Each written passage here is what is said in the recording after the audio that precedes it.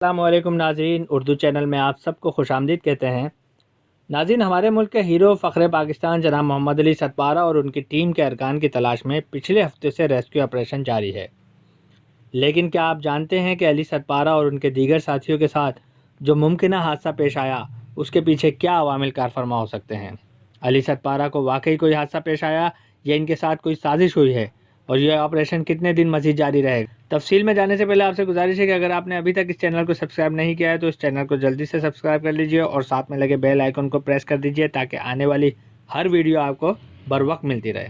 تو چلتے ہیں تفصیلات کی طرف۔ ناظرین، پاکستان کے مایہ ناز کوہ پیما نذیر صابر کے مطابق یہ خدشہ بھی ظاہر کیا جا رہا ہے کہ نیپالی کوہ پیماؤں نے محمد علی ستپارہ کے راستے میں رکاوٹیں حائل کیں تاکہ محمد علی ستپارہ اور ان کی ٹیم وہ اعزاز حاصل نہ کر سکے جو حال ہی میں خود نیپالی ٹیم کے 10 ارکان نے K2 سر کر کے اپنے نام کیا ہے۔ اور یہ کوئی نئی بات نہیں بلکہ ایسا ہوتا آیا ہے کہ خواہ آپ کسی بھی شعبے سے تعلق رکھتے ہوں تو آپ کا کمپیٹیٹر آپ کے لیے مشکلات حائل کرتا رہے گا تاکہ آپ کوئی نیا ریکارڈ بنانے میں کامیاب نہ ہو جائیں۔ بالکل اسی طرح کا ایک واقعہ 1954 میں پیش آیا جب پاکستانی کوہ پیما امیر مہدی نے اطالوی کوہ پیماؤں کے مشن میں ان کا بھرپور ساتھ دیا اور ایک مرحلے پر اپنی جان تک کی بازی لگا دی۔ لیکن اس تاریخی مشن میں K2 کے برفیلے پہاڑوں پر مہدی کے ساتھ بڑا اور انہیں دھوکہ دے کر 2 اطالوی کوہ پیماؤں کمپیونی اور اس کے ساتھی نے چوٹی سر کر لی، اور امیر مہدی کو یہ اعزاز حاصل کرنے سے روکنے کے لیے انہوں نے ایک بہت گہری سازش کی جس کی وجہ سے امیر مہدی کا کردار کسی کو یاد نہ رہا، جس کے بغیر شاید وہ مشن کامیاب ہی نہ ہو پاتا۔ اس سلسلے میں امیر مہدی کے بیٹے بیان کرتے ہیں، میرے والد K2 کی چوٹی پر اپنے ملک کا پرچم لہرانا چاہتے تھے، مگر اس مشن پر ان کے ساتھ زیادتی ہوئی اور وہ بڑی مصیبت کا شکار ہو گئے۔ امیر مہدی بھی K2 مشن سے 1 سال پہلے ناگا پربت سر کرنے والی آسٹرین ٹیم کے ہمراہ اپنی ہمت اور بہادری کے جوہر دکھا چکے تھے۔ واقعہ کچھ یوں ہے کہ چوٹی سر کرنے سے 1 دن پہلے امیر مہدی اور ابھرتے ہوئے کوہ پیما والٹر بوناتی سے کہا گیا کہ وہ چوٹی کے قریب موجود کمپیونی اور دیگر ساتھیوں کے لیے نیچے سے سلنڈر لے کر 8000 میٹر کی بلندی پر پہنچیں، جبکہ مقامی مزدوروں نے یہ خطرناک کام کرنے سے انکار کر دیا تھا، لیکن امیر مہدی نے اس لیے حامی بھر لی کیونکہ ریاست ہنزا کی عزت کا سوال تھا اور انہیں چوٹی سر کرنے کا موقع مل رہا تھا۔ لیکن شام گئے جب مہدی اپنے ساتھی بوناتی کے ہمراہ بلندی پر موجود طے شدہ مقام پر پہنچے تو وہاں انہیں کوئی پڑاؤ نظر نہیں آیا، لیکن برفیلی ٹھنڈ اور بڑھتے اندھیرے میں انہیں کہیں دور سے صرف یہ آواز آئی کہ آکسیجن سلنڈر یہیں رکھو اور واپس نیچے چلے جاؤ، اور پھر ان کا ایک دوسرے سے رابطہ منقطع ہو گیا۔ اس وقت تک رات ہو چکی تھی، مہدی اور بوناتی تھکن سے چور تھے اور ایسے حالات میں ان کے لیے واپس اترنا ناممکن تھا۔ مجبوری میں دونوں کو وہ رات بغیر کسی خیمے کے برف کی سل پر -50 ڈگری سینٹی گریڈ ٹھنڈ میں گزارنی پڑی، اور وہ لوگ موت کے لیے بالکل تیار تھے، لیکن ان کی قسمت اچھی تھی کہ بعد میں وہ اس صورتحال سے زندہ بچ نکلنے میں کامیاب ہو گئے۔ اور تحقیقات سے یہ بات کئی دہائیوں بعد ثابت ہوئی کہ اوپر چوٹی کے قریب موجود 2 اطالوی کوہ پیماؤں نے جان بوجھ کر اپنا خیمہ طے شدہ جگہ سے بدل کر اور اوپر ایسی جگہ لگایا تھا جہاں نیچے سے آنے والے ان کے 2 ساتھی نہ پہنچ سکیں۔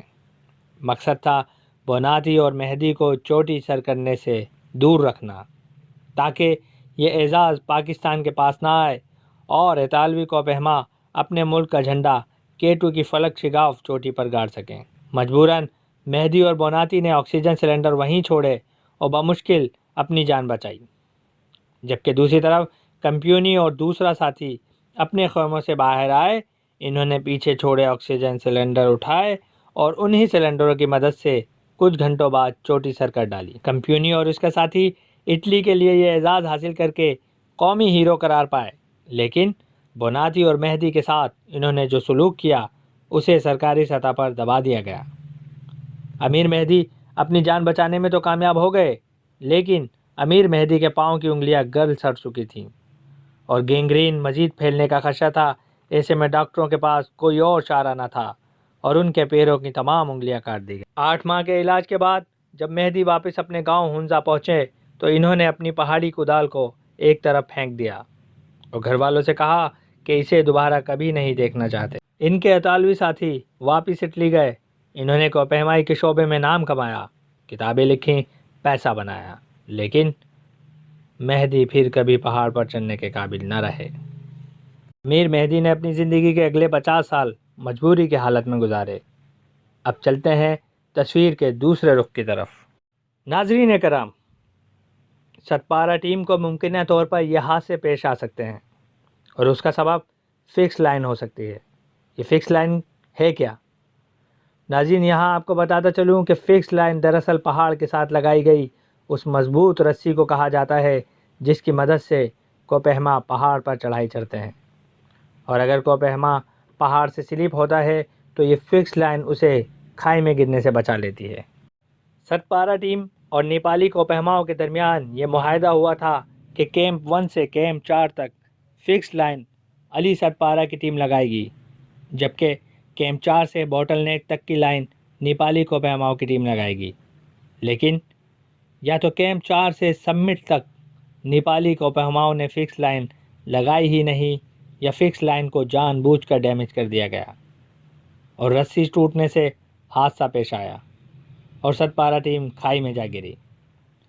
یہ ستپارا ٹیم نے بغیر فکس لائن کے سبمٹ کیا اور کرسٹل سنو کی وجہ سے وہ حادثے کا شکار ہوئے۔